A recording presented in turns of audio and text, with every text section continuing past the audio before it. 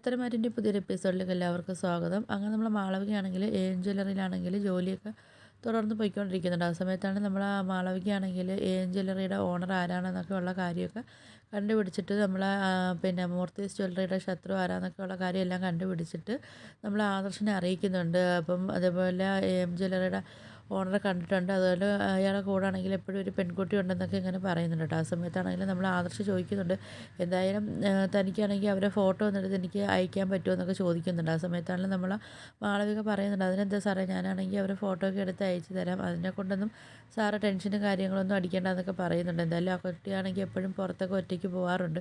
ആ സമയത്ത് ഞാൻ അവരെ ഫോളോ ചെയ്തിട്ടാണെങ്കിലും ഞാൻ അവരെ ഫോട്ടോ എടുത്തൊക്കെ അയക്കാമെന്നൊക്കെ പറയുന്നുണ്ട്. ആ സമയത്താണെങ്കിൽ നമ്മൾ മാളവിക അടുത്താണെങ്കിൽ ആദർശ് പറയുന്നുണ്ട്, എന്തായാലും അവരെന്തൊക്കെയാണ് സംസാരിക്കുന്നതെന്നും അവരെവിടേക്കാണ് പോകുന്നതെന്നൊക്കെ നീ നിരീക്ഷിച്ചിട്ടാണെങ്കിലും നീ അതെല്ലാം എനിക്ക് അപ്പം വിവരം തരണമെന്നൊക്കെ പറയുന്നുണ്ട് കേട്ടോ. അപ്പോഴത്തേക്ക് മാളവിക പറയുന്നുണ്ട്, അതിനൊക്കെ സാറ് ടെൻഷൻ ആവേണ്ട കാര്യമില്ല, ഞാനാണെങ്കിൽ അതെല്ലാം കണ്ടുപിടിച്ചിട്ടാണെങ്കിൽ ഞാൻ സാറിനെ അങ്ങോട്ട് വിളിച്ചോളാം എന്നൊക്കെ പറഞ്ഞിട്ടാണെങ്കിലും മാളവിക ഫോൺ വെക്കുന്നുണ്ട്. അങ്ങനെ നമ്മൾ മാളവിക ആണെങ്കിലും ഇരിക്കുന്ന സമയത്താണെങ്കിൽ നോക്കുമ്പോഴത്തേക്ക് നാഗേന്ദ്രനും അനാമികയാണെങ്കിലും പുറത്തോട്ട് പോകുന്നുണ്ട് കേട്ടോ. അപ്പോൾ മാളവിക ചിന്തിക്കുന്നുണ്ട്, ആഹാ ഇവരെന്തായാലും പുറത്തോട്ട് പോകുന്നുണ്ട്, അപ്പോൾ എന്തായാലും ഇവരെ വാച്ച് ചെയ്തേ പറ്റത്തുള്ളൂ. ഇവിടുന്ന് എന്തെങ്കിലും ഒരു കാര്യം പറഞ്ഞിട്ടാണെങ്കിൽ പുറത്ത് പോകണമെന്ന് പറയുന്നുണ്ട്. ഒന്നെങ്കിൽ വല്ല ക്ലയൻറ്റിനെ കാണാനോ അല്ലെങ്കിൽ എന്തെങ്കിലും പുതിയ ഡിസൈനെ കുറിച്ച് എന്തെങ്കിലും കുറച്ച് അന്വേഷിക്കാനോ ഒക്കെ ആയിട്ട് വേണ്ടി എനിക്കൊന്ന് പുറത്ത് പോകണം എന്നൊക്കെ പറഞ്ഞിട്ടാണെങ്കിൽ നമ്മൾ മാളവികയാണെങ്കിൽ അവിടെ നിന്ന് ഇറങ്ങുന്നുണ്ട് കേട്ടോ. ആ സമയത്താണെങ്കിലും മാളവിക ഇവരെ ഫോളോ ചെയ്തൊക്കെ പോകുന്നുണ്ട്. പോകുന്ന സമയത്ത് ഇവരാണെങ്കിൽ ഒരു സൈഡിൽ വണ്ടിയൊക്കെ ഒതുക്കി നിർത്തിയൊക്കെ സംസാരിക്കുകയൊക്കെ ചെയ്യുന്നുണ്ട്. തമ്മിൽ സംസാരിക്കുന്നുണ്ട്. എന്തായാലും ആദർശനും നയനയ്ക്കും എതിരായിട്ട് ഒരു പെൺകുട്ടി വന്നത് എന്തായാലും കാര്യമായെന്നൊക്കെ പറയുന്നുണ്ട്.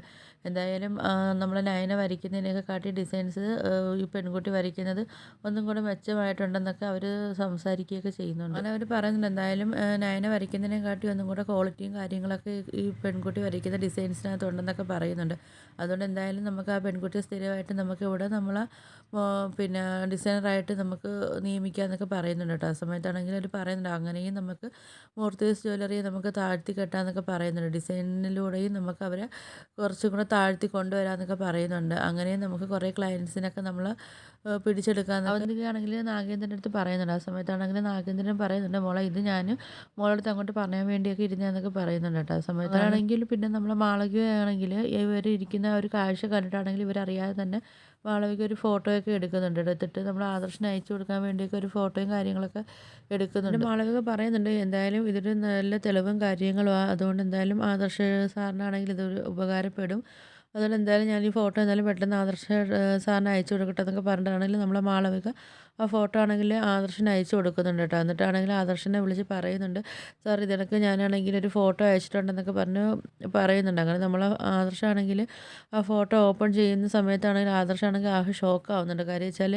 അവരെ കൂടെ ആണെങ്കിൽ കണ്ടപ്പോഴത്തേക്കാണെങ്കിൽ ആദർശ ആകെ ഷോക്കായി. അപ്പോൾ ആദർശം ചിന്തിക്കുന്നുണ്ടോ, അപ്പോൾ അച്ഛനും മോളും കൂടെ ചേർന്നാണ് ഞങ്ങൾക്ക് പണി തരാൻ വേണ്ടി വന്നതെന്നല്ലേ. അപ്പോഴത്തേക്ക് അവളാണെങ്കിൽ അനന്തപുരിയിൽ നിന്ന് എല്ലാവരുമായിട്ടൊക്കെ അഭിനയിച്ച് നിൽക്കുമായിരുന്നതിലൊക്കെ ഇങ്ങനെ ആദർശം ചിന്തിക്കുന്നുണ്ട്. അപ്പോഴത്തേക്ക് ആദർശം പറയുന്നുണ്ട്, എന്തായാലും ഞങ്ങളെ കൂടെ ചേർന്ന് നിന്നിട്ടാണ് ഞങ്ങളെല്ലാ കാര്യങ്ങളും ചോർത്തത്, അഭിയാണെന്നാണ് ഞങ്ങൾ വിചാരിച്ചുകൊണ്ടിരുന്നത്. പക്ഷേ അങ്ങക്ക് തെറ്റ് പറ്റിപ്പോയി, ഇവളാണല്ലേ ഞങ്ങൾക്ക് കൂടെ നിന്ന് ഞങ്ങളെ രഹസ്യങ്ങളെല്ലാം ചോർത്തി ജ്വല്ലറിക്ക് കൊടുത്തതെന്നൊക്കെ ഇങ്ങനെ ആദർശം ഇങ്ങനെ ചിന്തിക്കുന്നുണ്ട്. ഇവൾ ഞങ്ങളെ കൂടെ സ്നേഹത്തിലൊക്കെ നിന്നതെന്ന് പറഞ്ഞാൽ ഇവൾക്ക് അടുത്ത് ഞങ്ങൾക്ക് സംശയം തോന്നാതിരിക്കാൻ വേണ്ടിയാണ് ഇവളിങ്ങനെയൊക്കെ നിന്നതല്ലേ, ഇപ്പോൾ ശരിയാക്കി തരാം. എന്തായാലും ഞാൻ അറിഞ്ഞത് എന്തായാലും നിങ്ങളിപ്പോൾ എന്തായാലും അറിയേണ്ട, അറിഞ്ഞു കഴിഞ്ഞാൽ എൻ്റെ ആ ഒരു തീരുമാനങ്ങളും കാര്യങ്ങളും ചിലപ്പോൾ എനിക്ക് എടുക്കാൻ പറ്റാതായി പോകും എന്നൊക്കെ പറയുന്നുണ്ട്. എന്തായാലും നിൻ്റെ പോക്ക് എവിടം വരെ പോകുന്നത് ഞാനും ഒന്ന് നോക്കട്ടെ എന്നൊക്കെ ആദർശം ഇങ്ങനെ ചിന്തിക്കുന്നുണ്ട്. എന്നിട്ട് ആദർശം പറയുന്നത്, എന്തായാലും നമുക്ക് ഉടനെ തന്നെ നേർക്ക് നേരെ കാണണമെന്നൊക്കെ ചിന്തിച്ചിട്ടാണെങ്കിൽ ആദർശമാണെങ്കിലും മാളവികയെ വിളിക്കുന്നുണ്ട്. അതുകൊണ്ട് മാളവിക അടുത്ത് പറയുന്നുണ്ട്, ഒരുപാട് നന്ദിയും കാര്യങ്ങളൊക്കെ പറയുന്നുണ്ട്. അതുകൊണ്ട് പറയുന്നുണ്ട്,